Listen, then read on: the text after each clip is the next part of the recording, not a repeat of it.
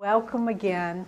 This is our second day of our community spiritual retreat, Winter Renewal Week, diving deeper into God. And, you know, the music this morning was especially beautiful. As I was listening, I was remembering that prayer by Master, I believe it's in Whispers from Eternity, where he says, I won't offer you the premeditated hothouse flowers, but only the spontaneous expressions of my own soul's devotion. And that's just what it felt like. It just felt a bunch of people who love God and when they open their mouths, that devotion just comes right out without having to work at it. Well, what our topic is today is seeing God as the doer. And as we introduced yesterday, we had been with Swamiji and said, kind of blurted out, Swami, how do you become a Jivan Mukta? And he just looked at us and he said, oh, it's really quite easy. You have to get rid of the ego. And that's done by deeper, longer meditation and seeing God as the doer. And so yesterday we talked about deeper, longer meditation and also the right attitudes that help us to become disentangled from the meshes of Maya that keep our minds engaged.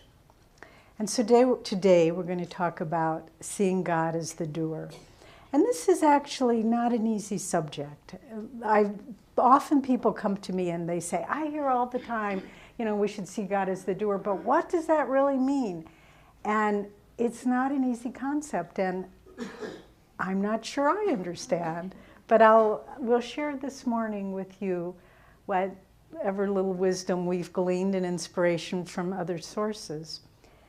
And I'd like to start with a story, very interesting, true story. Took place in 1528. And it's recorded in the archives of the Kingdom of Spain. And it was known as the narrative of Cabeza de Vaca. And he was a Spanish soldier of fortune. And with 4 great Spanish galleons and 400 men and 80 horses, they took off in their beautiful Spanish armor. They took off from Spain for the New World. And mainly their intention was greed and ambition. They want to conquer territory, find gold, maybe as a sideline convert some of the heathens to Christianity, but that was certainly a sideline. And so this proud force of Spanish galleons crossed the ocean, but as they approached the New World, they were beset by a terrible tornado. And the tornado, I guess it's hurricane in the ocean, tornado inland, a terrible hurricane. And the hurricane knocked their boats about, and they lost half of their ships and half of their men. They went down in the storm. And finally, they limped, if ships limp, into Florida, and they were exhausted and disheartened because of what they had experienced. And they disembarked.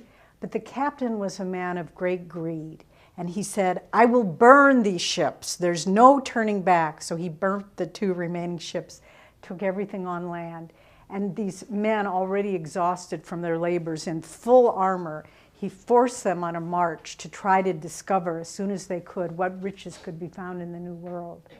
And so they began to see some Indians who came out of friendliness and curiosity to observe them. And they immediately took them captive and said, take us to your cities. They expected these great cities of gold. And so they very willingly and happily took them to their nearby village, which was mud huts and dirt and a few livestock and dire poverty.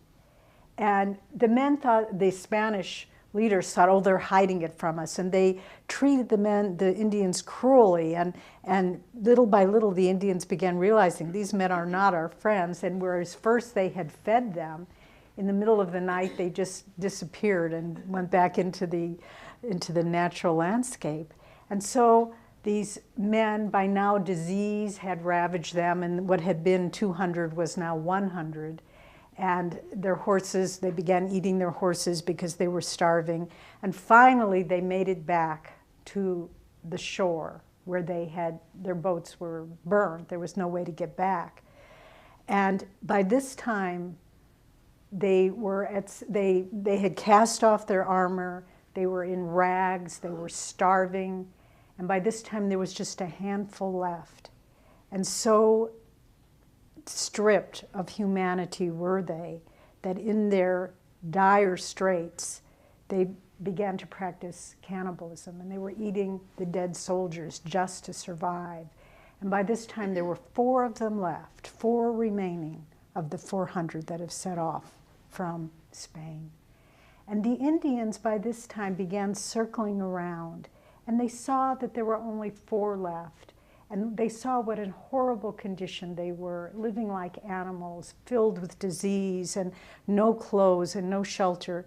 And these Indians, who they had thought perhaps they would convert to Christianity, treated them with kindness and took them in and fed them and nurtured them and received them warmly. But then the winter began to come on, and the Indians' food supply began to run out. And they said to them, because the Indians didn't understand who these men were, they thought perhaps because they'd come on these mighty ships that they were children of the sun. That's what they thought they were. And so they said, the Indians came to them and said, you must, if we are to feed you, our food is running out, you must heal our sick. Well, these men were mercenaries, soldiers of fortune, come for greed. They had no special power. The only redeeming factor perhaps is that they grew up in a Catholic country. And so they brought them their ill, and they had watched the Indian medicine man, how they healed people, and they would blow on them. So out of starvation, they said, we will do this. They had no expectation. So they brought the ill before them, and they blew on them, made the sign of the cross, repeated Ave Maria, prayed in the name of Christ that they would be healed. And lo and behold, they were healed. And the men were amazed. How could this be?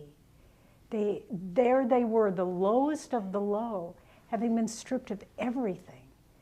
And then the band of Indians they were with, because they were moving towards warmer climate, began to travel across the country. And the reputation of these children of the sun began to spread.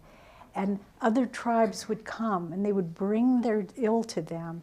And every time when they would pray in the name of Christ, these people would be healed. Finally, they came to a tribe, and there was much wailing and lamentation. And they brought them in, and the chief of the tribe had died. And they said, you must bring him back to life. Soldiers of fortune, living like animals. All that was left was the thought that God could heal this man. Christ brought people back from the dead. Christ could bring this chief back from the dead. They went, blew on his body, prayed, made the sign of the cross, left the little hut where the chief was, and then there was a great cry, and lo and behold, the chief had been raised from the dead.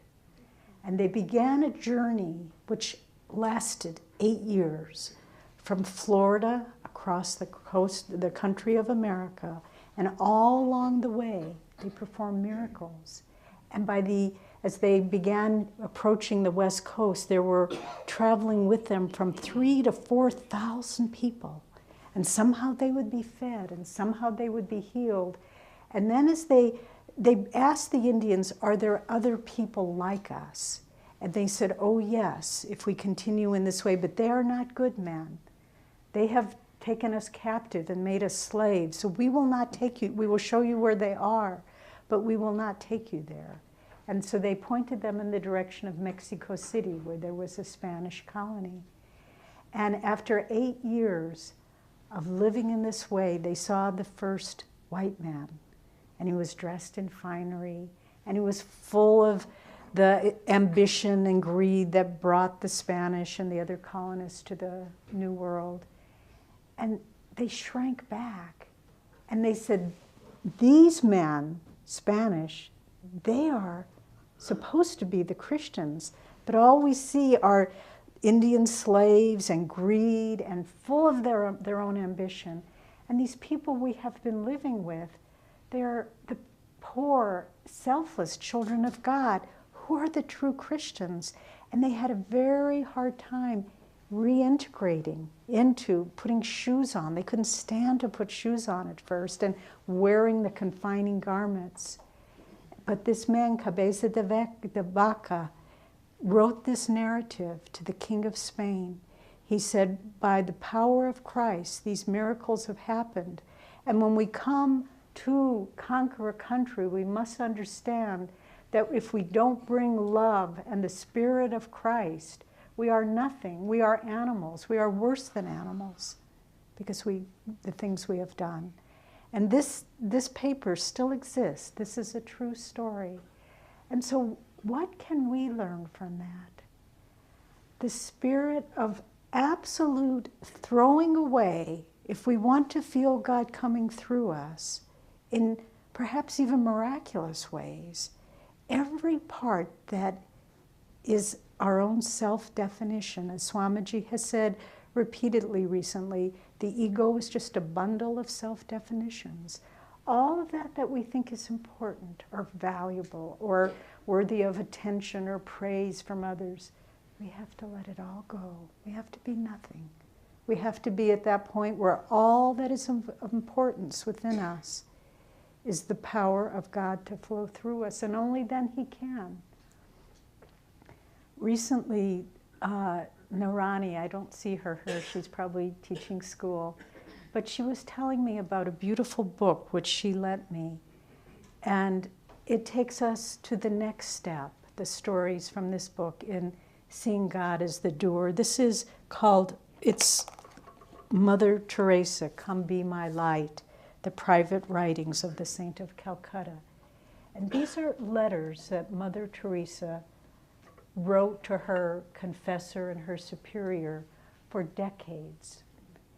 And her life was fascinating. We know very little of who she really was. We know of her work in the slums with the poor and the dying and disease in Calcutta. But she was a soul of incredible spiritual depth. When she became a nun as a young woman, she was from Albania, and asked to be a missionary when she was 18 years old and was sent to India. But they were doing just sort of typical missionary work, having schools and that sort of thing, nothing like the mission that she found later. But when she had a deep and intimate relationship with Christ, and her love for Christ was so powerful and consuming. She made a vow, when she took her final vow as a nun, she said, God, I give you everything you ask, I will say yes, no matter how hard, no matter how much I resist it, everything, I will say yes. And then around 1945, 1946, she began getting her second call, which was to work with the poorest of the poor in the slums of Calcutta. But prior to that, about that same time, I should say, she had a series for about a year, a series of experiences of Christ's presence, visions of Him appearing before her, being in deep states of ecstasy, being uplifted and transported in ways she had never been. But the interesting thing is that I found so moving was when she started her work with the poorest of the poor, it all was gone. And for the next 50 years, she felt nothing of the presence of God.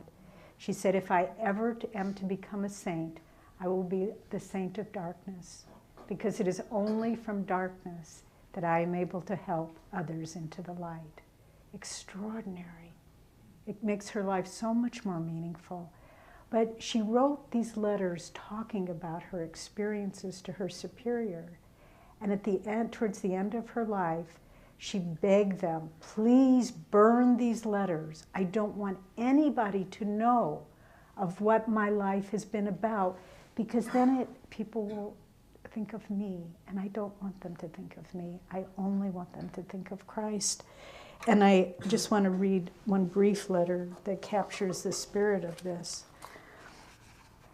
Your Grace, now that you are looking through the file of our society, I beg you to destroy any letter that I have written to your Grace, not connected with the society. That means the business. The call was a delicate gift of God to me, unworthy. I do not know why he picked me up. I suppose like the people we pick up, because they are the most unwanted. From the first day to this my new vocation has been one prolonged yes to God, without even a look at the cost. My conviction that this is his work is more than the reality. I have never doubted. It hurts me only when people call me foundress, because I know for certain he asked, will you do this for me? Everything was his. I had only to surrender myself to his plan, to his will. Today his work has grown because it is he, not I, that does it through me. Of this I am so convinced I would give my life gladly to prove it. Well, they didn't destroy the letters, and the letters are recorded in this book. But the point here for how to feel God as the doer is, we told the story of the Spanish soldiers of fortune where they were stripped of all identity. Then the next step is everything that we do, even if it's of value, of worth, don't take it unto yourself. We don't have to say, I did this, I did that. But to always say, it's God who did it. It's God who did it. And the great ones modeled this for us. When people would say to Yogananda, oh, I understand Dr. Lewis was your first disciple in America. He would never accept that people were his disciples. He would say, that's what they say. And when people would touch his feet, he would just point to God, as though I accept your devotion only because I offer it to God. And so if we can live in this spirit, and in this community we do, but just watch the subtle little things. Someone praises you for something. You did this well. You did, just to say no. That's when they said to Christ, my good man. He said, why call you me good? There is only one good, and he is our Father who art in heaven. And so if we can, by doing this, we become identified, not with whatever little talents or abilities we have.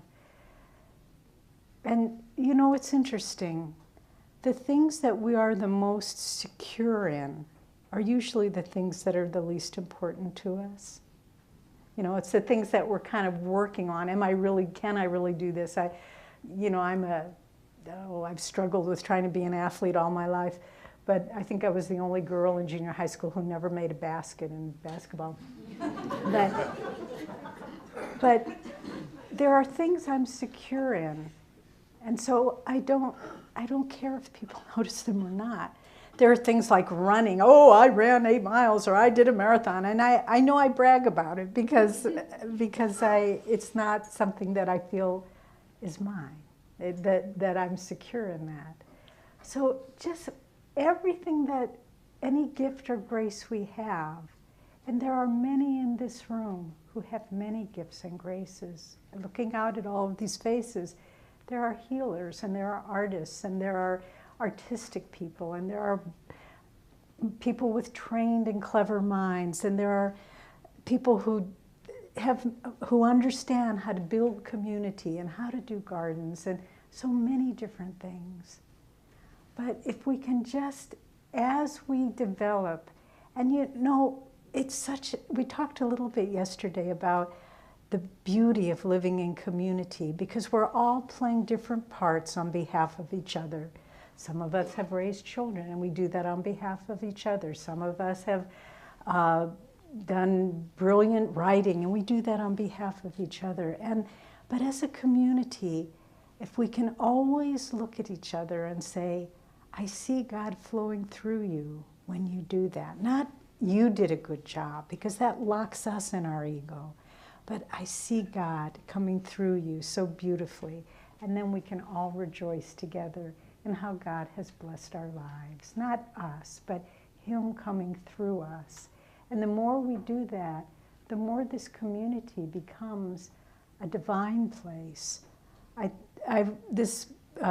Earlier this winter, I was going out.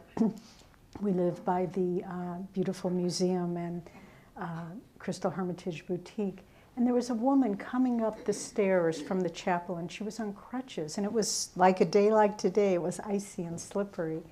And I said, oh, it must not be easy to get around here. She was a visitor on crutches. And she said, yes, I have a badly broken ankle.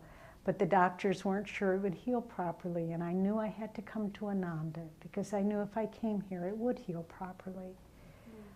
And I was it was a very moving moment for me that people can draw that. But we need to remember, however holy, however spiritually powerful this community becomes, and I believe it will. I think we haven't even begun to understand what is happening here through the lives of so many people, so sincerely giving their life to God. Whatever becomes, however high we come, we should always remember, always, God made this beautiful community. I remember the very first day, 4th of July, 1969, I set foot on this property. There was nothing, just mud and dirt and a couple of old rickety fences and a broken down farmhouse, which we've kept alive as Master's Market. But I set foot on this property, and I thought, there's something special here, before we even took possession of it. And it was the power of God and Guru coming to say, make this place for God. If you try, I will help you. Just get out of the way. Just as Mother Teresa also described herself, she said, I am just a pencil in God's hands. We are just pitchforks or backhoes or computers or chopping knives in God's hands. That's all we are. And the more we can enjoy our life together in this way, the deeper we will go in feeling God's presence in our lives. Another beautiful story, so to kind of pick up where we've been going, to strip away everything of external identity, to not claim any gifts or graces that we may have. And then another example for us, and maybe the next stage in how we can go deeper into feeling God as the doer, comes from the life of the wonderful Christian missionary Frank Laubach. And some of you know his story, some of you don't. He wrote a little book called Letters of a Modern Mystic, which is a compilation of his letters. He was a missionary sent to the Philippines. And when he was sent to a very remote part of the island, and there weren't many people to be converted, and they weren't very interested in what he was doing. So he had a lot of time on his hands. And he thought, I will try a little experiment. I have all this time. There isn't a lot of work to do with the people. I will try for 5 minutes each day to think only of God. And then I will keep building it and building it and building it. And he tells, through his letters, he tells the story of his transformation. And by the end of this time, several months, he was thinking of God, not 5 minutes, not 10 minutes, not an hour, but every waking moment, he was thinking of God. And he began to experience, just as we've been talking about, God flowing through him. He said, I feel God moving through my fingers as they type these letters. This is something we can all do. I mean, you know, for all of us who work at computers or answer letters, how much time we sit there and push buttons and, you know, oh God, I got to answer this one, got to. But if we can feel, no, God's energy is moving through me as I do this. And Swamiji gave us, not this last visit, but the visit before, he gave us the instruction, and it's well worth repeating at this point because I know I surely have forgotten it. I surely haven't been trying to practice. But he told us to do just what Frank Laubach suggested. He said, try for 5 minutes every day just to think of God. And that doesn't mean while you're meditating. It means when you're going about your business, just to think of God for 5 minutes. And then you'll know when to increase it. And as the more we can do it, he said, there'll come to the time will come where it's painful to have your mind anywhere else. And so there are two, when we ask, people ask, how do I feel? How do I understand what it means that God is the doer? There are 2 aspects to it. The first, and we've primarily been talking about this one, is to try to feel his, and try to unite your consciousness with him, and then to try to feel that everything you do, you are an instrument for him. And when you make mistakes, give those mistakes to God. If you do something well, say, God, you did that one good. Boy, you blew that one. But because in truth, that is the reality. Our successes, our failures, our poor health, our good health, none of it is ours. It's God coming to us. So to feel God in all that we're doing, and then the second aspect is to feel God in everything that is done to us, everything that comes to us, all the events in our life. Even, as Jyotish mentioned, when we were driving over, just as we were coming down the hill from Ayodhya, there was a beautiful little red fox just sitting there looking at us. And I felt it so much, because the foxes have such a magic quality. I felt it so much that it was God saying, go on, have lots of energy, have lots of fun. But if we can feel God talking to us in everything that happens, in a child having a tantrum, what is God trying to tell us here? In a parent that is ill and in the last throes of illness, what is God telling us? In people that are unkind and insensitive, people that are trying to get our goat, all of these things, just to see, God, I see you in all. There's a lovely story of true story of a young Indian boy of about 6 or 7 who was a disciple of Satya Sai Baba in India. And he lived in Sai Baba's ashram and was just like one of Baba's children. Satya Sai Baba is a great saint of India. And he Sai Baba said, why don't you go for the weekend and you can visit your mother and father, your brothers and sisters, and play with the children in the village. I think you would enjoy this. So the little boy kind of reluctantly, he didn't want to leave his guru, but he went back to the village. And he spent the weekend there, and just as Sai Baba had suggested, visited with his mother and father, played with his brother and sisters and his playmates in the village. And then after a few days, he came back. And Sai Baba asked him, well, did you see your mother and father? And the little boy looked down rather embarrassed, and he said, no, Baba, I only saw you. And he said, well, did you play with your brothers and sisters? And he said, no, Baba, I just played with you. And he said, well, did you go out in the village and see the other children? He said, no, Baba, please stop teasing me. You know that you are all that I see. And if we can live in that way, that every friend, every enemy, every stranger, every brother or sister, we only see God there, then we can begin to understand and live in the deep spirit that God is the doer. And I just want to close with this beautiful prayer from Metaphysical Meditations by Master.